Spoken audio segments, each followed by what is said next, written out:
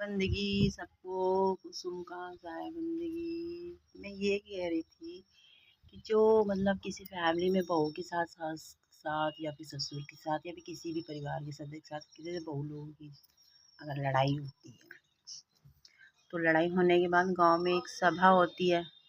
सभा के सदस्य जैसे उसमें होती है ना पार्लियामेंट में विधानसभा सांसद के साथ और एक स्पीकर होता है। सांसद लोग होते हैं किसी बात के ऊपर टॉपिक के ऊपर बहस करते हैं, प्रतिक्रिया करते हैं, अपनी अपनी राय देते हैं। वैसे ही बहू की झगड़ा के बाद गांव मोहल्ला कॉलोनी कुछ भी हो वहाँ पे एक सभा इकट्ठा होती है होने के बाद लड़ाई। औरतों की चुगली खोर औरतों की गैंग होती है, उसमें एक लीडर होती है। उस लीडर के आगे सब लोग अपनी उस बहू के खिलाफ प्रतिक्रिया देते हैं। ऐसी है वैसी है, ये बोली वो बोली, ऐसे लड़ाई करी, ये कहा वो कहा।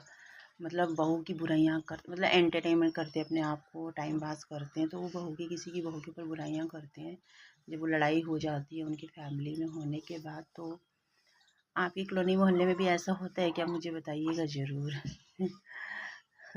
और उसका पार्लियामेंट में जो सॉरी जो सभा में जो वो सभा होती है जो पंचायत में औरतों की चुगलियों का बहू को गलत ठहराया जाता है कि ऐसे बोले वैसे। मतलब कितनी घटिया बहू है उसकी, ये है वो है।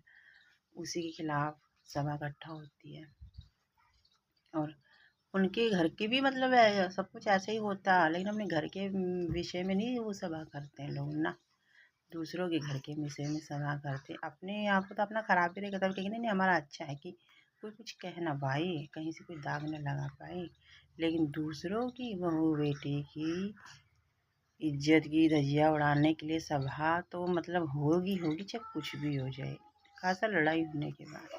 तो आपने कभी देखी अपनी कॉलोनी मोहल्ले में या फिर गली में? तो मुझे कमेंट करके बताइएगा। साया बंदी।